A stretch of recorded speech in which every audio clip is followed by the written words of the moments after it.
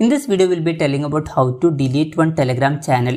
For this, first what we need to do is open Telegram application.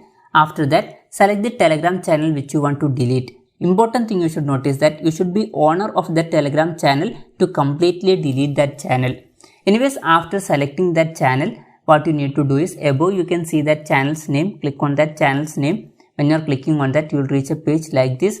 Here you can see one edit button. Click on this pencil like button. When you are clicking on that, down here you can see delete channel option. Click on delete channel. When you are clicking on that, you can see a pop-up message like this.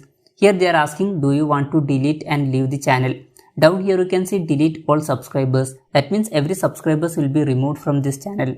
Anyways, after that, down here you can see delete channel option. Click on this delete channel, and when you are clicking on that, that channel will be deleted. So this way you can easily delete Telegram channel in Telegram. Hope this video was helpful for you. If you find it helpful, consider subscribing. See you in the next video.